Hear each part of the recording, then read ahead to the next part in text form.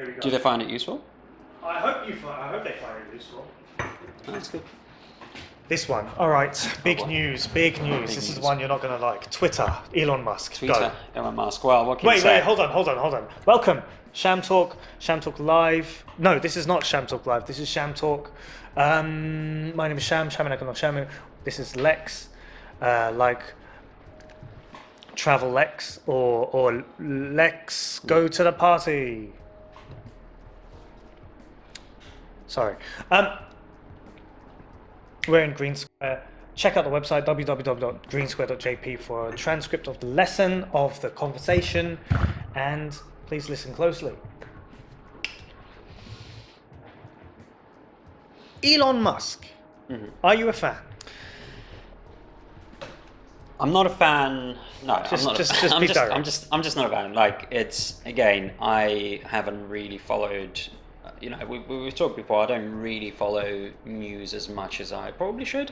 So I'm obviously, I haven't followed his career, too carefully. But obviously, when it comes to a lot of these multi-billionaires, it's very difficult to kind of be a fan of, of people like that.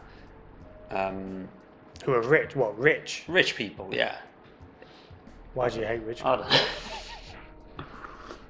No, honestly, with Elon Musk and the whole Twitter takeover, that's been obviously in the news, and it continues to be in the news. Not even every day. That the news keeps coming through every few hours, because there's constantly chopping and changing of what the rules, or what Twitter is going to be like. I think Elon himself has kind of been very open about the fact that things are going to be changing almost constantly. But it's just chopping and changing, making the rules up. He should work for the British government. Yeah, so, a lot of the policies continue changing. For example, yesterday they introduced a way to distinguish between people who have the blue check mark and are notable, so government officials, entertainers, and so on, and those who have paid for the blue check mark using the Twitter Blue service. And that was a little note to say this is an official, official. And I think that was introduced yesterday, and by this morning it was scrapped.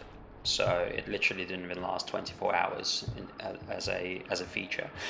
So it's a very uncertain time for everyone who uses Twitter, and I mean, myself included. That is my primary social media platform, so it's very difficult to kind of understand what's happening or what Twitter is going to look like tomorrow, let alone in a month or 2 months' time. But Elon Musk himself has been very clear that this is what's going to be happening for the next couple of months while they try and kind of figure out what the best approach is and what Twitter is going to look like going forward. But I mean, you look at the cuts, you look at the job cuts, half the Twitter staff have been laid off. I've just seen a news story that staff in Twitter Japan are being affected by this as well.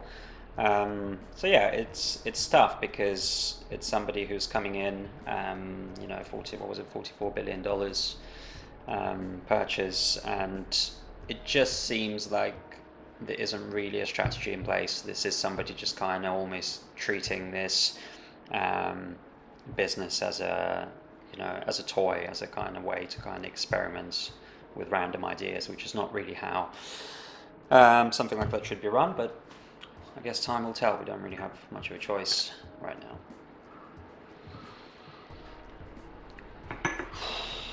Yeah. What do you think?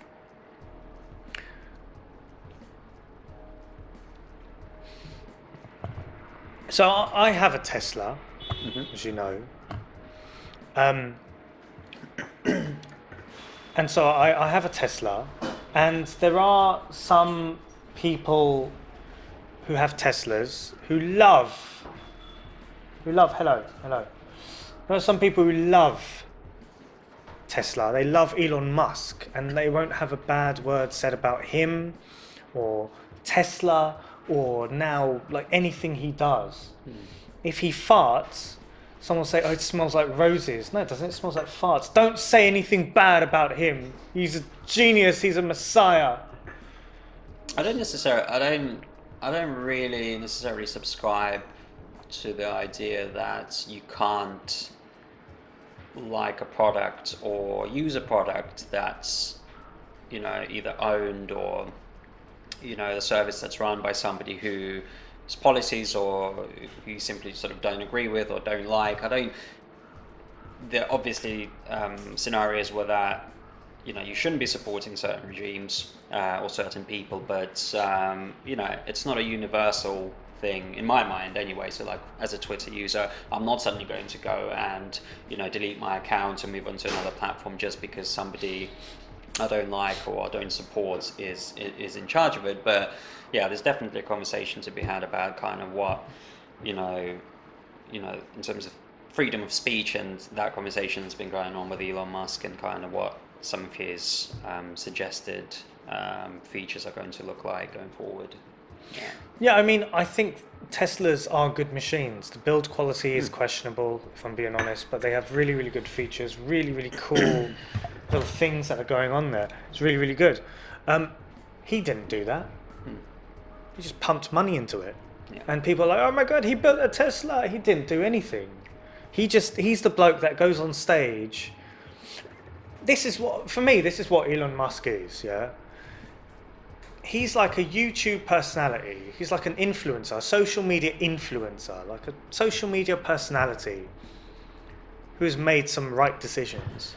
Like with PayPal, he got rich because of PayPal, but he didn't make PayPal. He made like a company that merged with PayPal after PayPal made their product. He came up with an idea late, but managed to ride that wave. And then he made a good decision. He invested in Tesla. A lot of money in Tesla. And Tesla have come good. And so he is very, very rich. I think he's just an internet personality. He's kind of like, what's that lad's name who became a boxer who started fighting? Jake Paul and Logan Paul. It's kind of like them. He's kind of like Jay Rogan? No, Josh Rogan? Joe Rogan, sorry. Jay Rogan. I'm going to be invited on his podcast. It's like Jay Rogan, or Joe Rogan, or Jay Sean. Is it Jay Sean? Jay Sean. Jay Sean. It's like one of them. And I think he's kind of he's bought this company that he didn't want to buy. He tried to back out. I don't know why people didn't just let him back out of this purchase. And now he has no idea what to do. Or he has so many ideas and he's just throwing things and seeing what sticks. Yeah. And honestly, the 50% of the Twitter employees that were fired, I think they should start their own social media channel. And I said this in another podcast, which is online now. They should start their own social media platform. And I would join that. I would gladly leave Twitter if there's something else. But at the same time, when you've cultivated a large following and you're not a massive corporation, you've cultivated quite a large following on Twitter. It's difficult just to up sticks and leave. It's just difficult to just decide, I'm going to leave, I'm gone. And it's not just necessarily to do with the following, it's also to do with the connections and the communities that you've built within the app. So I mean, numbers, as you say, if you're not doing this as a business necessarily, numbers are just numbers. Numbers could go, he could wipe everyone's follow account down to zero if he wanted to. He could literally press a button and that could all disappear. But I think the connections and the people that you meet and the discussions that you have on social media could be used for good. It is a good way to kind of keep in touch with news or meet like-minded people and so on. And I think that's where it's difficult. Where I know that a lot of people are now leaving there's a Mastodon app. I don't really know that much about it, but that's kind of the new social media network that a lot of people are beginning to transition to. But again, it's just like you have to kind of understand the how that works and how to kind of utilize that in the best possible way for you. And your community and so on. So yeah, it's not as easy as just kind of deleting your account and moving on. What about Truth Social? Haven't come across that one. You don't know it? No. It's the Donald Trump one. It's the one that Donald Trump funded or made. I know Jack Dorsey is working on something, isn't he? The founder of Twitter is kind of... Oh mate, he looks mental as well. He used to be such a nice young man. He used to be so clean cut and shaved. Now he's shaved his head and grown a beard. He looks like... What's wrong with having a beard? No, I mean shaved his head and he's grown like a really... He doesn't shape it up and he just dresses however he wants. He dresses like you do. I mean, if you had all those billions in your pocket, would you not? Yeah, I would always take care of myself. That's true. Yeah, It's fair. I would always take care of myself. And like, look, Jeff Bezos, he takes care of himself. He doesn't look like he's just shaved his armpits and stuck the hair onto his face. Jack. Who is Jack? Jack. Mr. Dorsey, sir. Trim it. Sort your life out. Trim your bit. Yeah, sort your life out, mate. What are you doing? And come back to Twitter. All is forgiven. You're never going to find a job, a good paying job, looking like that, mate. Yeah? It's business 101, man. Business 101. B101.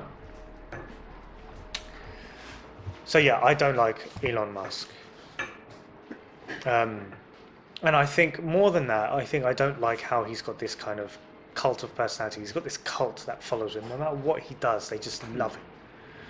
He says something about, oh yeah, cryptocurrency.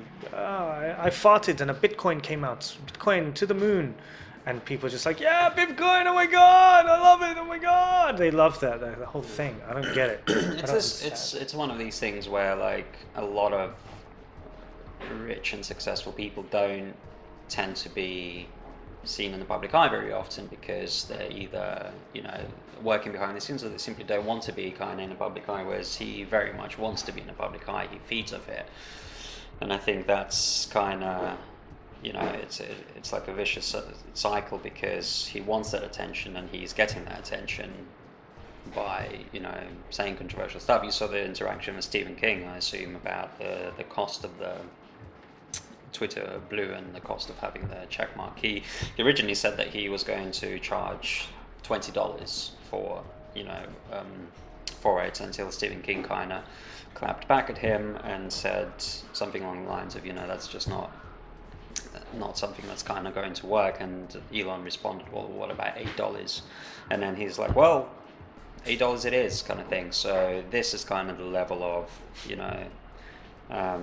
this is how we're doing business essentially right now. So it's just, as a result of a conversation, you've got all these kind of different policies flying. Don't get me wrong, it's a it's a clever marketing ploy kind of thing, try and sell high and then kind of come down and make it look like it's a good deal and so on. But, it just doesn't look professional at the moment, and it's very volatile for sure, just like Tesla stock was showing.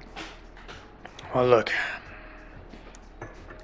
I can't wait for Elon Musk to find a way to get to Mars. But that is so far away.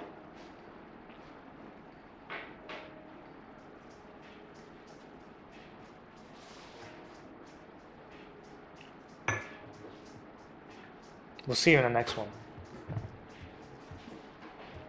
www.greensquare.jp. Playing piano. It's a big keyboard. Check out the transcript online and check out our other podcasts. And don't forget to like, subscribe, and do all of that stuff. Thank you very much.